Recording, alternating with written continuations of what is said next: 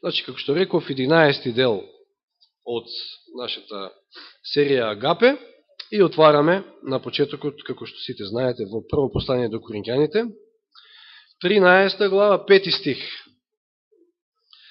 И денеска ќе завршиме 5 стих. Ова е 9-та поред карактеристика на љубовта, која што гласи: љубовта не држи сметка за зло.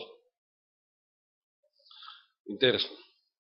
Некои други преводи велат не памти зло, не мисли за зло, меѓутоа ова е најпрецизен превод. Мислам во однос на оваа карактеристика. Че не држи сметка за зло. Минатиот пат, не случајно, кога зборувавме за не се раздразнува или не се гневи, не се срди, не се лути, рековме дека тоа не се раздразнува е ставено не случајно во сендвич меѓу не го бара своето и ова денешново не држи сметка за зло. И рековме,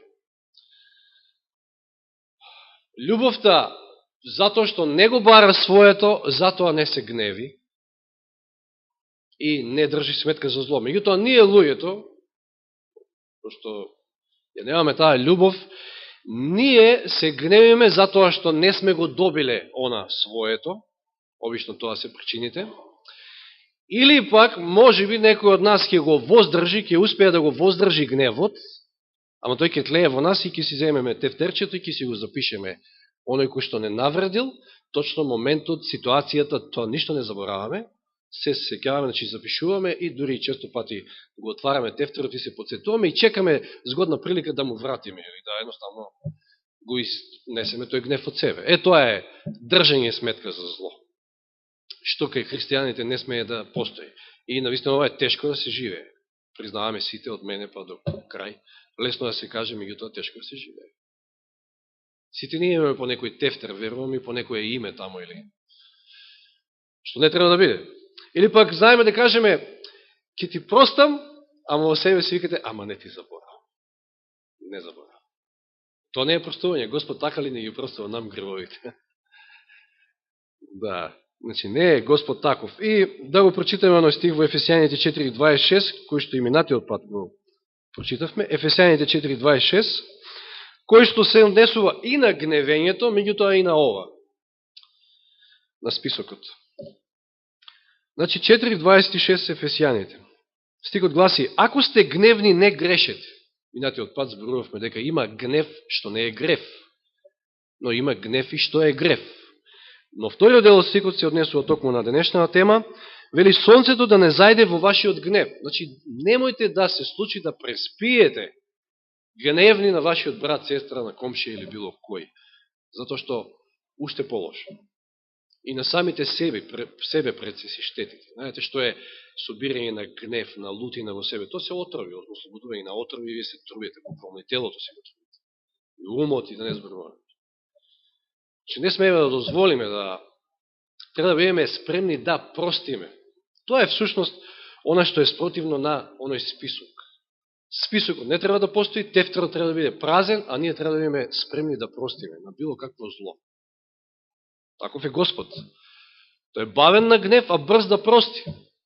И фала му на Господа што е таков и ние сме тука затоа што имаме таков Бог. Значи, оној израз не држи сметка за зло, всушност е не чува сметка за зло. Или тоа е, можеме да кажеме, математички израз, математичка калкулација. Овде во суштина, ако го гледаме и обработуваме оној грчки збор кој што е искористен. Значи, сметководство или книговодство, секоја фирма има таква нешто. Значи, човек задолжен за такво нешто, каде што се запишува кој, колку должи, кој колку платил, кога платил, што платил, сето тоа. Ние таков список не смееме да имаме. Значи, кој колку ни должи и кој што ни должи. И да чекаме момент кога ќе ги средиме сметките со него. Да чекаме некој, како беше она, окей корал. Знаете на што асоцира тоа. На двобој. Не смее. Кога не простуваме, значи кога имаме таков дух, да не сме спремни да простиме, навистина сме несрекни. Не можеме да бидеме срекни, да имаме онаа радост, која што е како плод на духот, ако не сме спремни да му простиме на братот или сестрата. Духот ни слабее, страдаме во себе, немаме живот, без животни сме. Значи, оној кој што сгрешил, му се сушат коските, како што вели псалмистот Давид, ама и оној кој што не сака да прости, ајде, не во иста ситуација, ама слична, и тој греши на тој начин што држи гнев во себе.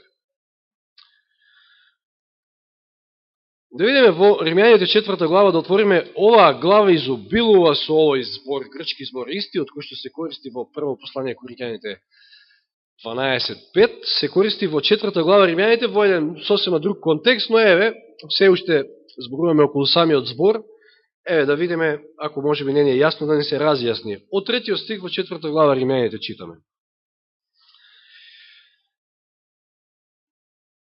А на оној кој, или од 3 стих, но што вели писмото? Вели Аврам му поверува на Бога и тоа му се, да, од 3 стих поточно, значи, но писмото вели Аврам му поверува на Бога и тоа му се засмета за праведност. Значи Господ таму до името Аврам напиша праведник на неговата сметка, да кажем така. И понатаму не мора да читаме, затоа што ова е сосема друга тема, значи, на оној кој што работи, платата му се засметува како долг. Тоа е должност на работодавецот да му плати, да му исплати плата на оној кој што работи. Меѓутоа, кога станува збор за спасението, ние не го заработуваме спасението, туку по вера. Верата ни се засметува како на Аврам, нашиот татко на верата, ни се засметува за праведност. И Господ ќе запише праведник. Тоа е суштината на, значи, чување сметка. Во овој случај, значи, зборуваме за чување или држање сметка за зло. Значи, треба да се научиме денеска, Павле ова го запишал за коринќаните, конкретно меѓутоа и за сите нас, за сите христијани. И коринќаните треба да се научат да простуваат, и ние денеска треба да се научиме подеднакво да простуваме, па еве и за 2 седмици ни доаѓа и света вечера, уште повеќе. Значи, причина за тоа да простуваме. Не само ради светата вечера, ние постојано треба да имаме дух на простување, тоа ќе го видиме малку подолу од одговорот Христов на токму Петар. Значи, во зависност тоа во каква состојба е нашиот тефтер, тоа ќе ни даде одговор на прашањето дали ние навистина љубиме. И ако тефтерот содржи барем едно име или некоја ситуација, тоа значи дека сепак не пребива таа божествена љубов во нас. Тефтерот треба да биде сосема празен. Матеј 6 глава, ајде да видиме некој стих во овој поглед. Матеј 6 глава, онаа позната проповед и прекрасни зборови, секојаш добри за поука, што нашиот Господ Исус ги кажал во оваа проповед. 6 глава, 14 и 15 стих. Многу јасно, појасно не може да биде и ова навистина треба да не замисли ако можеме сме склони да правиме списоци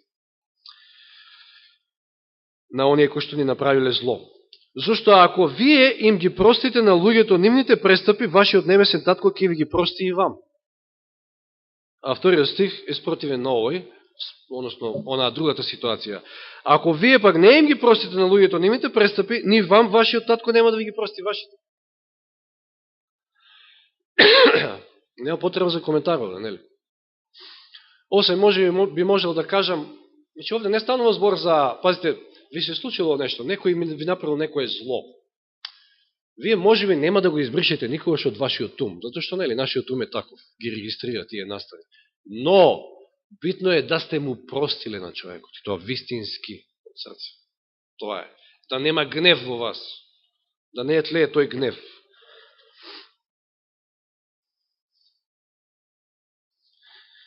И навистина, ако сега еве може да дискутираме малку на овие стихови и да се запрашаме, нам Господ ни простил. Нам Господ ни простил за сите гревови што сме ги направиле се до нели моментот на крштевањето, кога сме се крстили. И денеска, секој ден, се каеме и ни простува. Има ли човек во вашиот живот кој што толку многу ви изгрешил, колку што вие сте му сгрешили на Господ? Не постои. Факт е дека не постои. Никој не може да ви изгреши толку многу, а нас Господ сепак не простил. Нам не простил. И покрај се. И она игнорирање кој што е кај мене трајало 25 години, може би нема врска каков Бог. Јас сум никојаш не сум бил комунист, меѓутоа атеист сум бил, да, така не учеле. И сите оние пијанства, пцовки и што ти не, сето тоа Господ ни простил. А ние знаеме некојаш да се видиме после од параболата се извинувам, не за 100 денари, туку за 100 денари да запишеме некој во нашиот список. 100 денари е сепак плата, 4-месечна плата. Ама 100 денари се ништо. Под наводници. Значи, под наводници, кога зборувам цифри, подосна ќе се бавим малку со цифри, тоа е ништо. Навистина. Ефесијаните 4 глава, 32 стих. Ефесијаните 4:32. Одличен стих. Исто така, Ефесијаните 4:32.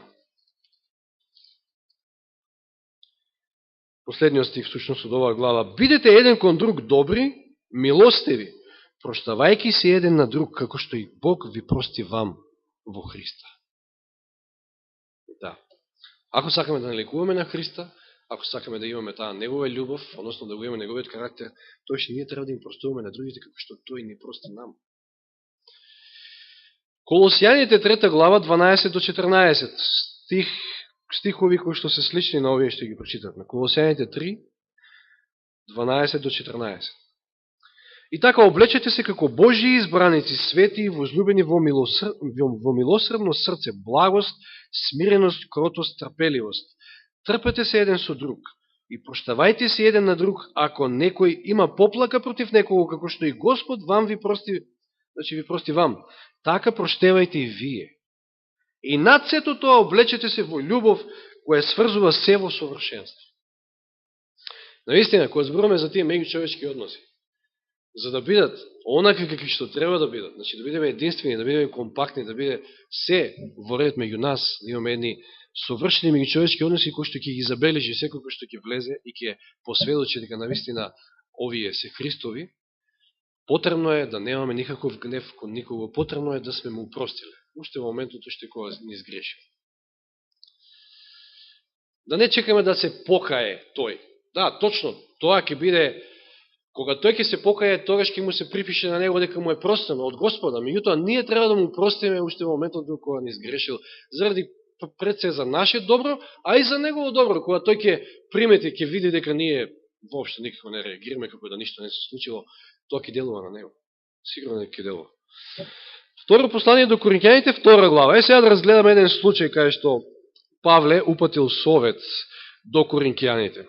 Второ послание, 2 глава. Второ послание до Коринќаните, 2 глава.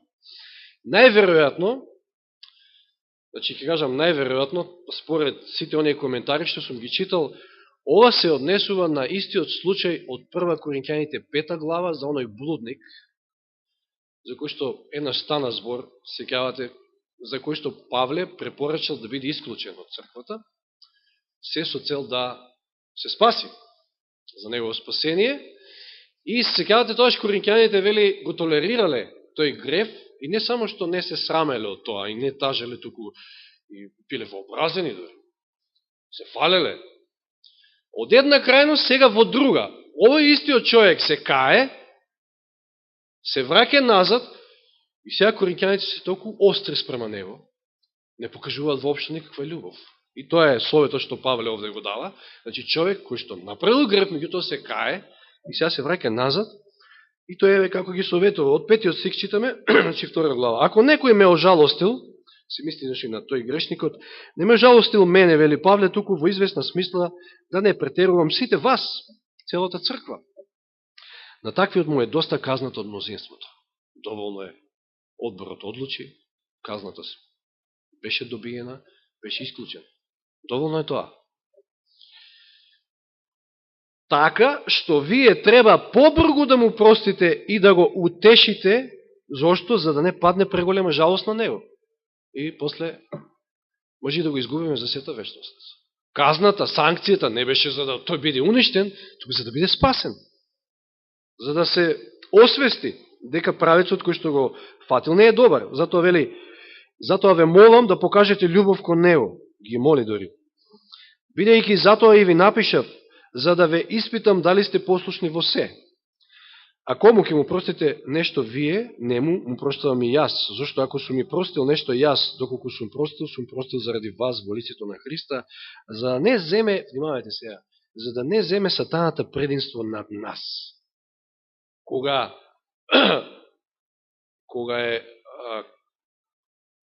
недостасува оној дух на простување кај нас, знаете што правиме в сушност?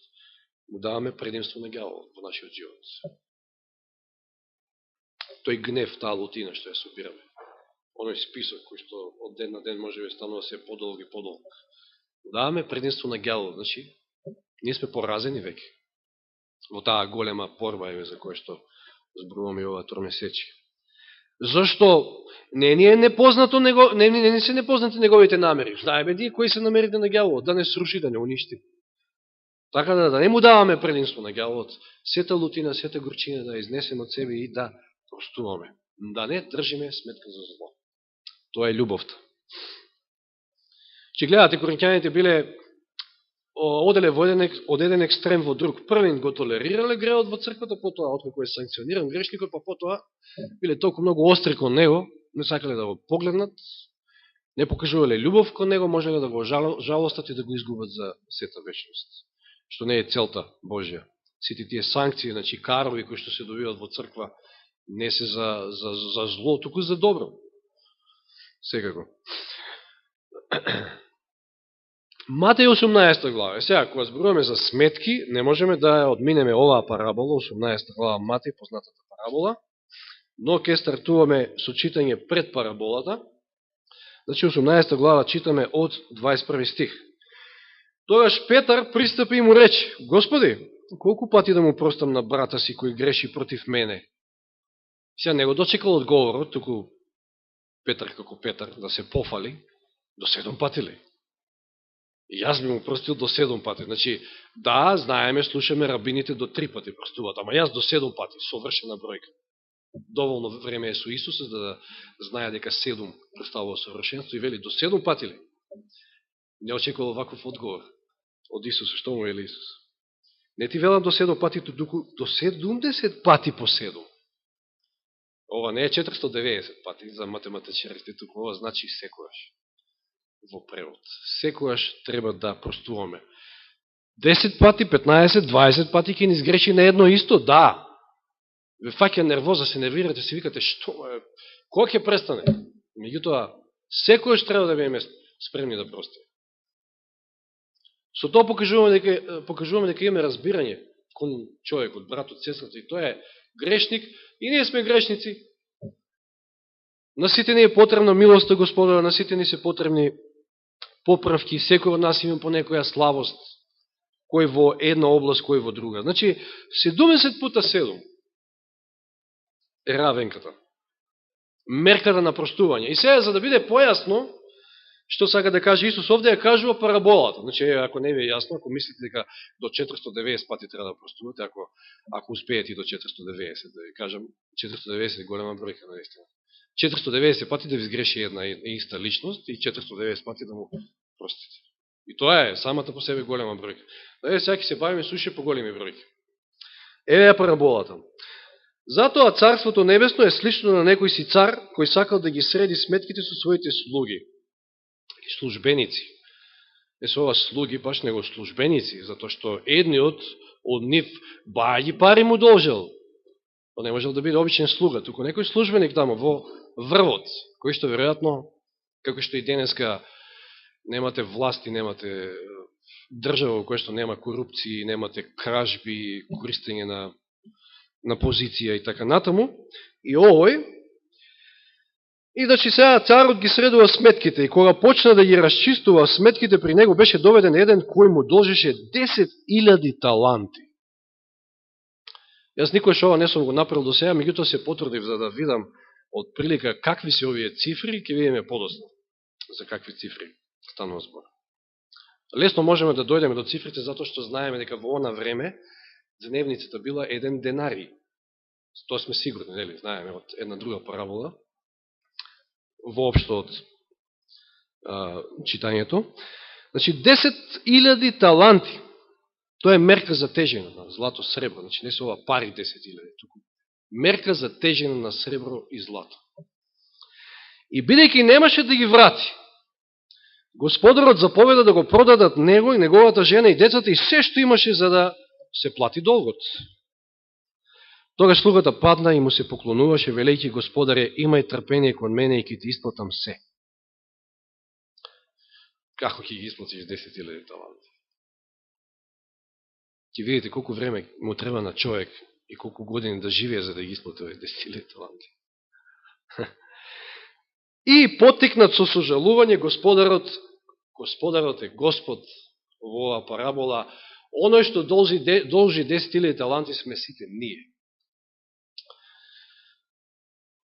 Потикнато сожалување Господарот на оној слуга го пушти и му го прости долгот. Долгот кој што никогаш не можеше да го исплати. Како што ние му должиме на Господа и никогаш не можеме да исплатиме. И не се спасуваме по тоа што ќе го исплатиме ние долгот, туку по милост. Зато што тој се смилувал. Но штом слугата излезе, значи овој сега помилуваниот, оној кој што му било простено, и најде еден од своите сослужители. Значи сега на Борче Господ му простил и сега Борче го наоѓа Јани, и сега Јани му должи тамо 100 денари некој, он никако да му ги прости. Сега овој вториот слуга е, ете, пак може да биде секој од нас, ама тоа е некој долг кој што тој го има кон својот брат или сестра. Штом слугата излезе и најде еден од своите сослужители кој му должеше 100 денари и го фати и го давеше, велејќи: исплати ми тоа што ми должиш.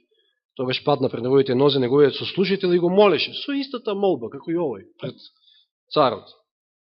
Имај трпение со мене, ќе ти ги исплатам се.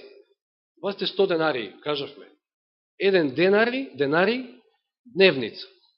Да речеме дека 25 дена работни се во месецот, значи тоа се 4 месечни плати. Добивка за 4 месеци. 100 денари. Можел да исплати? Можел. Но тој не сакаше, не сакал ни да слушне, туку отиде го фрли во затвор доека го исплати долгот. А кога неговите сослужители видоа што се случи, моште многу се нажалија и дојдоа и му кажаа на својот господар се што се случи, наистина многу неправеден. Затоа се сожалиле. Дошли му кажале на царот, тогаш неговиот господар го повика и му рече: зол слуго, ти го простив сиот оној долг, зошто ме молеше. Јас го избришав твоето име од мојот тефтер, ама ти не сакаш да ги избришеш имињата во твојот тефтер. Не требаше ли ти да му се смилуваш на твојот сослужител, како што и јас ти се смилив тебе? Неговиот господар се разниви и им го предаде на мачителите, доека му исплати се што му должеше. А ово значи крај. Смрт. Можете да исплатите вие. Зато што кажа во ова парабола Господарот е Господ, првиот слуга сме сите ние, а и вториот слуга може да бидеме сите ние, во корелација еден со друг. Така и мојот небесен татко ќе ви направи вам, вели, ако од секој од вас не му го прости од срце, не им ги прости од срце престапите на својот брат или сестра, или комшија, или било кој. Сега, една математика. Чисто, ово беше и мене забавно и интересно, чисто за да видиме за каква цифра стана одбор.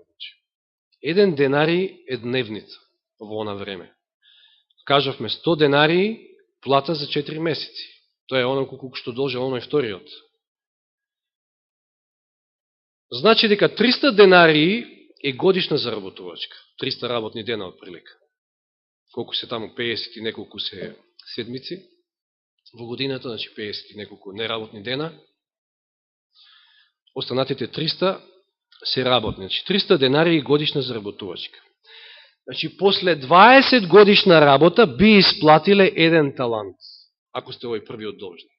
20 годишна работа, и тоа целата заработувачка да биде за враќање на вашиот долг, ќе исплатите 1 талант. А колку беше должен? 10.000 таланти. Значи, колку години ќе ви треба за да исплатите 10.000 таланти? 200.000 години. Замислите.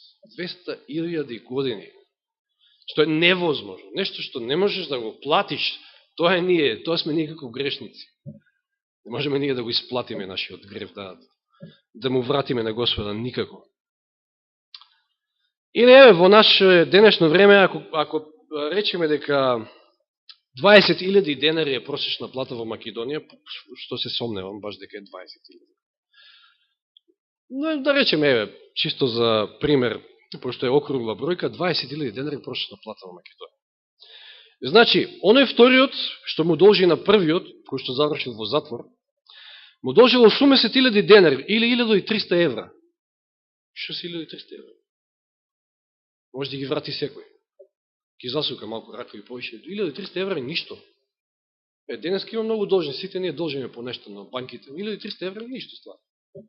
Ситница, може да се врати, дури може да ги одлежете неколку дена тамо. Има решение, сакам да кажам.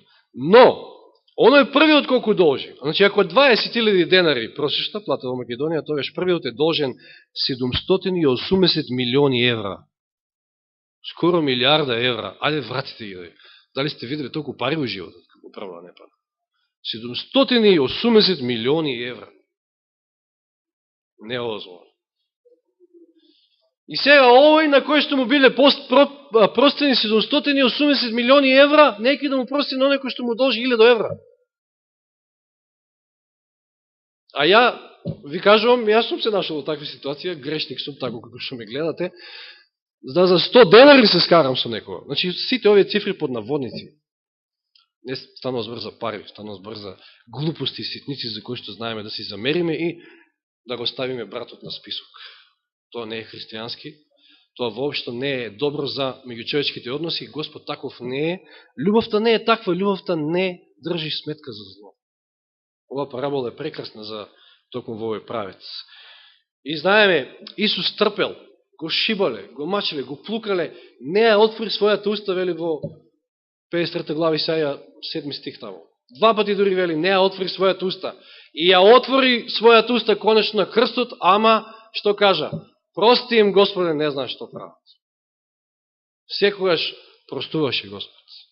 И фала му на Него што е таков, што имаме таков Бог. И уште на крајот, уште неколку стиха, како надоврзување на ова, во 1 Петрово 4.8, е Петрово послание, кој што ни беше предмет на проучување, односно двете ни беа предмет на проучување ова поука. 1 Петрово 4.8. Пред се имајте постојана љубов меѓу себе, зашто љубовта покрива многу гревови. Љубовта ги покрива гревовите. Љубовта не ги бележи и памти, не. Псалм 103. Псалм 103.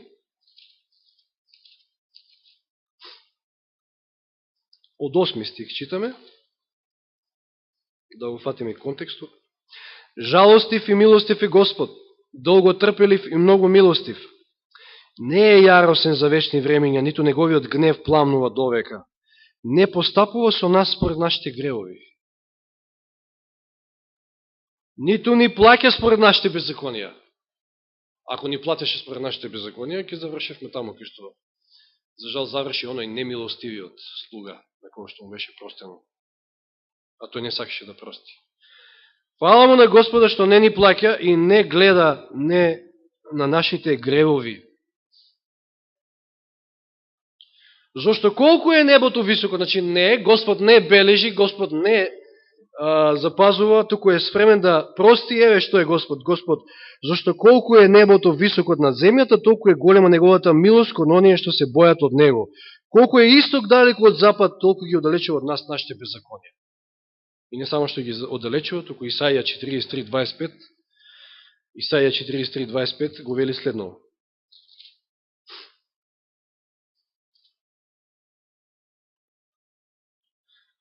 А јас заради себе, Господ вели, јас заради себе ги бришам твоите престапи и не си спомнувам за твоите гревови. Ова е вистинското простување. Не си спомнувате веќе, нема список. Тефтерот е празен. Би завршив само со еден цитат од Копнежот на вековите.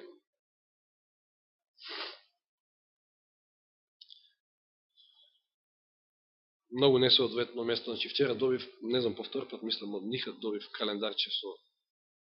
Го познавате си. И ја го ставив баш него за да си го бележам цитатот. Добро. Мислам, несоодветно за оваква книга, значи, да... Не е битно. Овој цитат се однесува на случајот со Марија Магдалена, фатена во прелюба, и се собираат, го ставаат на тест Исуса и сакаат да ја каменуваат, нели го прашуваат што заслужува. Знаеме каква е постапката на Исуса. И тој е цитат кој што одговара на таа ситуација. Вели, давајќи и прошка на оваа жена, че простувајќи и охрабрувајќи ја да живее еден подобар живот, Исусовиот карактер зрачел во убавината на совршената праведност. Пазите, човек ќе ви сгреши. Со тоа што вие ќе му простите, имате дух на простување, можете да му возможите нов живот. Може сосема поинаку да тргне во животот, да свати некои работи поинаку. Еве, оваа жена била маргинализирана од сите, проститутка во тоа време. Најдолна од најдолните, но Исус покажал таква благост, милост кон неа и вика, давајќи и прошка и охрабрувајќи ја да живее еден подобар живот, Исусовиот карактер зрачел во убавината на совршената праведност. Доека тој не го оправдува гревот, нито го намалува чувството на вина, не настојува да осуди, туку да спаси. Светот покажал само презир и подбив кон таа заблудена жена, меѓутоа Исус и изговорил зборови на утеха и надеж. Го спомнавме и Петар. Знаете ли која била преломна точка во неговиот живот, за да од оној Петар, кој што си ударил во гради, дека никош нема се откаже, па да стане оној Петар, кој што го знаеме, обратен. Преломна точка била онаа, во денот, во таа ног или, да, нокта, кога тој се откажува од Исуса и кога се среќава неговиот поглед со Христовиот поглед. Тоа така го дирнало, така го погодило да тотално се сменил, веќе сватил колко е саатот, нели што веќе. Тоа Исус го прави и со оваа жена и навистина од неја ќе стане подосна еден од најверните следбеници Христови. Безгрешниот имал сожалување кон слабоста на оваа грешница и подал рака помошничка. Доека лицемерните фарисеи обвинувале, Исус и наложил оди и не греши повеќе. Човекот што го свртува својот поглед од заблудените и дозволува непречено и понатаму да паѓаат се пониско, не е Христов следбеник. Оние кои обично предводат во обвинувањето на другите и кои ревнуваат во нивното казнување, често пати се повеќе виновни од самите тие во својот живот. Луѓето го мразат грешникот, но го љубат греот. Ова е можеби клучно. Ние сме така склони. Ние го мразиме грешникот, а го сакаме греот. И токму таа омраза кон грешникот е поради љубовта кон греот. Но Христос го мрази греот, а го љуби грешникот. И затоа постапките негови се такви какви што се. Таков ќе биде, значи таков, Христов дух ќе има и оној, значи ќе има таков дух сите оние кои што одат по него. Христијанската љубов бавно укорува, брзо го воочува покајанието, подготвена е да ја прости, да охрабри, да го изведе заблудениот на патеката на светоста и да ги задржи неговите стапала на неа. Тоа е Христовиот дух, тоа е христијанската љубов, тоа е љубовта агапе. Љубовта агапе не држи сметка за зло. Така да, еве еден предизвик, ако до ден денеска сме имале некој име, ситуација или било што запишено во нашиот тефтер, од денеска да ги избришеме. Затоа што ако ние не избришеме, Господ нема нам да не избрише. Тоа веќе го прочитавме и видовме. Нека Господ ни помогне, сите сме слаби, но со молитва, покаяние, близу држање, тесна заедница со Господа се можеме. Се можеме преку Христа кој ни дава сила. Амин.